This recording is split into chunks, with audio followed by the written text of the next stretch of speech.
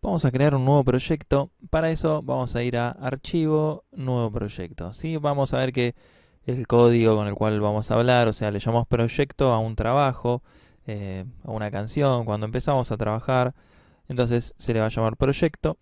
Este nuevo proyecto puede trabajar sobre plantillas. Vemos acá que están las plantillas por defecto que vienen con la instalación del programa. La primera opción de vacío. Después tenemos 16 MIDI Track Sequencer, que sería, digamos, una plantilla en donde ya vamos a tener configurado el proyecto para trabajar con 16 canales MIDI.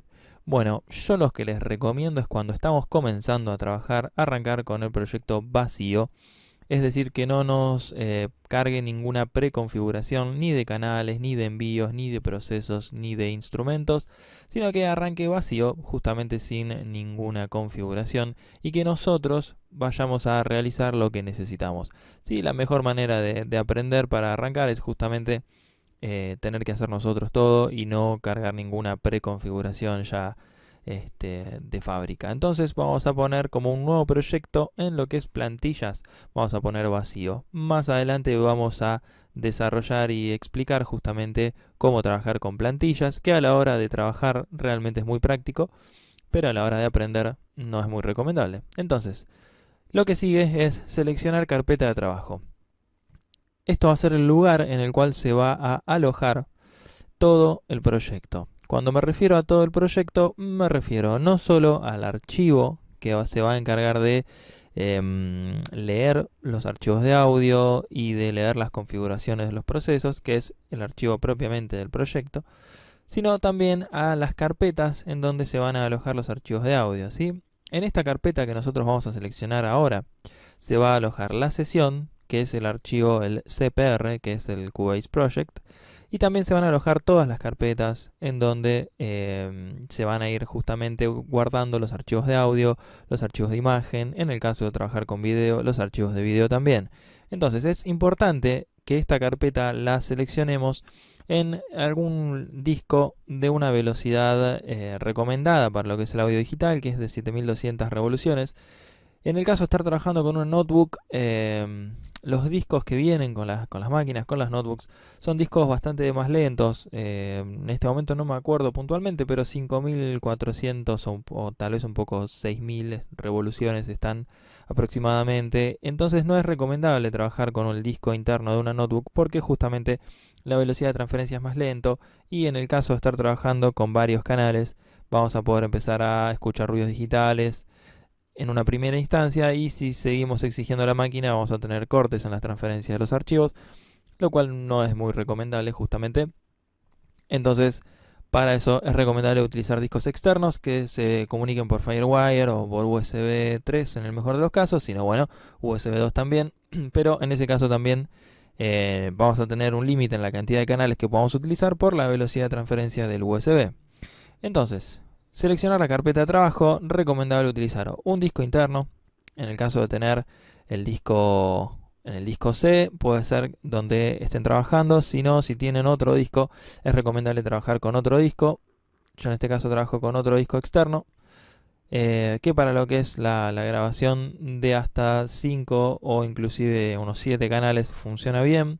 Ya con mayor cantidad de canales puede ser que tengan, obviamente depende mucho de la máquina, ¿no? Yo con esta máquina, más de 5 o 7 canales ya no funciona tan óptimo, sino que empiezo a tener algunos errores en la transferencia o incluso ruidos digitales.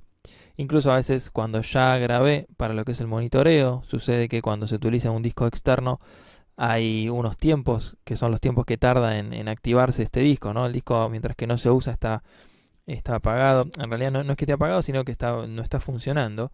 Y cuando pedimos la lectura del disco, bueno, hay que esperar a que empiece a girar, a que se active la lectura en el mismo. Entonces ese tiempo nos genera como una latencia para lo que es el monitoreo también.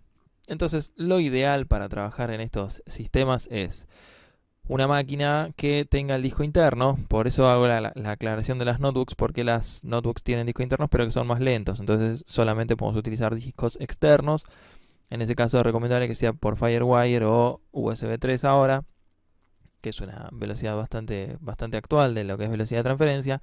En el caso de utilizar máquinas de escritorio, bueno, se pueden tener varios discos en esas máquinas, por ende lo ideal es tener un disco interno que sea de 7200 revoluciones o más. Ahora salieron unos discos más rápidos todavía, con mayor velocidad. Entonces, bueno, para lo que es trabajar con varios canales, es recomendable que la velocidad de las revoluciones, digamos, que maneje el disco rígido, sean como mínimo unas 7200. De vuelta, cuando trabajamos con un canal o dos no es tan importante, pero cuando empezamos a trabajar más canales, tanto para la grabación como para la reproducción, es muy importante la velocidad de lectura del disco.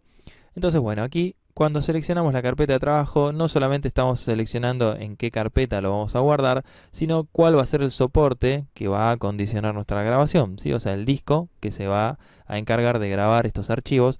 Por ende es muy importante en qué disco lo hagamos, porque la velocidad del mismo nos va a condicionar las posibilidades de grabación. Muy bien, entonces yo puedo elegir, incluso puedo elegir el mismo disco, el disco C, que es el disco del sistema, que bueno, al ser el disco interno de la máquina es el disco más rápido, sino también se pueden utilizar discos externos. En este caso tengo un Western Digital MyBook, es un disco externo que, como les digo, hasta 5 o 7 canales funciona. Y si no, bueno, también podrán conectarles discos a través de FireWire, que también son discos rápidos. Es también recomendable en el caso de trabajar con sesiones grandes. Si no, en el caso de tener un solo disco y no tenerlo particionado, también se puede trabajar sobre el disco C. En este caso no es muy recomendable. ¿Por qué? Porque en el caso de que digamos, tengan algún virus o ya sea algún problema con todo lo que es la parte de programas, lo que es el Windows y el Cubase, puntualmente son programas que uno puede borrar, formatear la máquina y volver a instalarlos. Entonces está bueno tenerlo en dos particiones diferentes, tener una partición con todo lo que es el sistema operativo y los programas, y otra partición con todo lo que es datos, de manera de que si hay que formatear y borrar todos los programas, ya sea por algún virus o por algún error en las configuraciones, se puede borrar sin problemas al tener por separado lo que es programas de lo que es datos. Así que bueno, les recomiendo que para que trabajen, generen una partición de datos y trabajen sobre esa partición. Yo lo que suelo hacer es trabajar sobre esta misma partición del disco C, y cuando termino lo que es la grabación, exporto esa carpeta a un disco externo. Entonces tengo una copia de seguridad, tengo una copia en el disco C y una copia de seguridad en un disco externo. Así que bueno, cada uno tendrá que encontrar su manera de trabajar. Yo les digo, digamos, los pros y los contras de cada una, y está en ustedes elegir la manera de trabajar. Muy bien, vamos a generar una carpeta entonces en el disco C que se llama Tutorial Cubase, y ahora en esa carpeta se va a alojar el proyecto que estamos comenzando. ¿Sí? Entonces recordemos que sobre esa carpeta, dentro de esa carpeta, va a estar el CPR, que es el archivo de Cubase Project, y también vamos a tener las carpetas, digamos las subcarpetas de los audios, los archivos de imágenes, los archivos congelados, todo lo que vayamos generando en este proyecto. También podemos incluir los archivos de video en el caso de estar sonorizando alguna película o cortometraje. Bueno, con esto ya tenemos el proyecto abierto como para poder empezar a trabajar.